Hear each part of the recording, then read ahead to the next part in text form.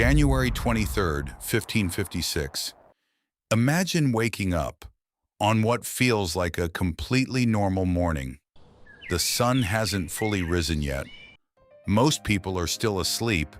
Farmers are preparing for another day in the fields. Merchants are getting ready to travel.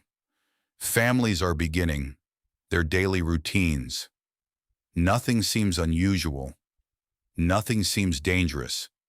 And that's exactly what makes this story so terrifying. Because nobody knew that within the next few minutes, their world was about to end.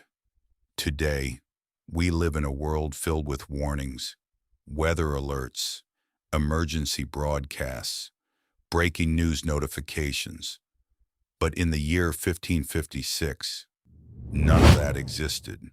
There were no earthquake detection systems, no scientific monitoring, no way to know what was happening beneath the ground. People simply lived their lives. And on this cold winter morning in China, millions believed tomorrow would be just like yesterday. They were wrong, because deep beneath their feet, enormous forces had been building for years, silent, invisible, waiting. And when those forces were finally released, they would create what many historians consider the deadliest day in human history. But the earthquake itself wasn't the real killer. And that's where this story becomes truly horrifying. Without warning, the ground moved. At first, it may have felt like a strange vibration, a slight trembling beneath the floor. But within seconds, the shaking became violent, extremely violent. People were thrown from their beds. Walls cracked apart. Roofs began collapsing.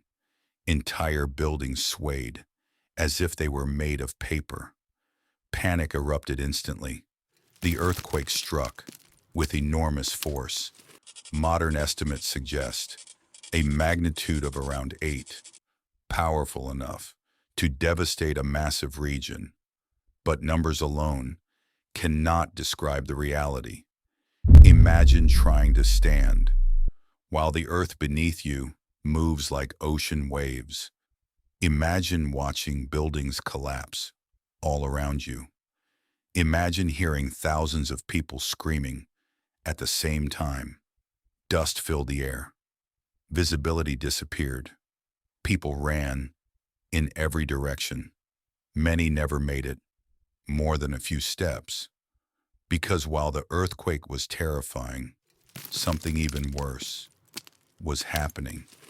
Something that would transform a natural disaster into one of the greatest tragedies in human history.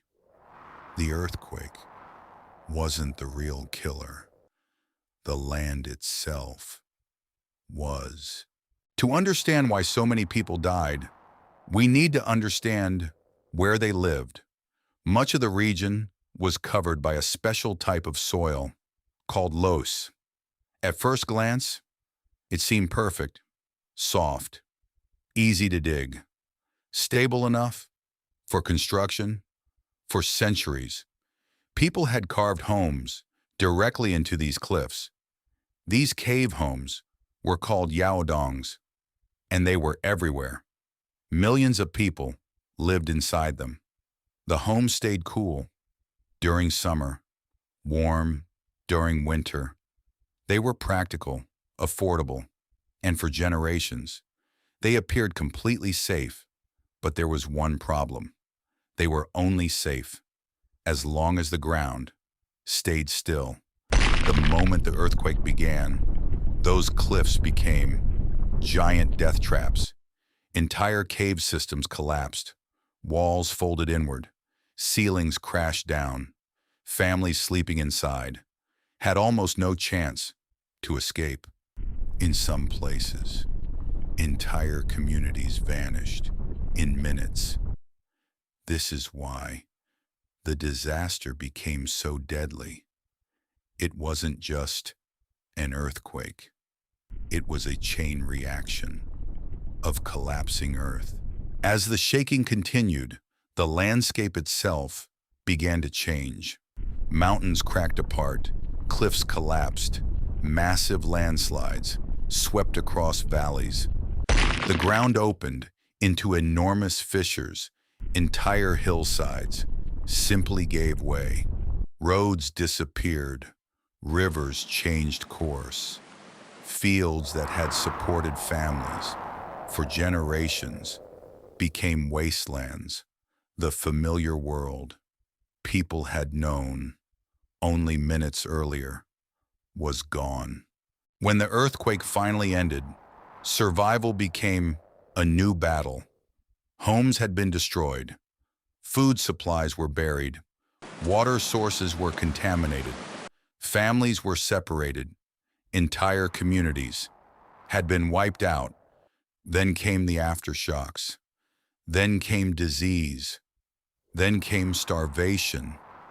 The disaster had started in minutes, but its consequences would last for years. Historians still debate the exact number, but one estimate appears again and again. Approximately 830,000 deaths, 830,000 people gone in a matter of moments. The death toll was so enormous that it remains one of the highest ever associated with a natural disaster, and yet most people have never heard of it. Modern civilization feels powerful. We build skyscrapers, we launch satellites, we track hurricanes from space.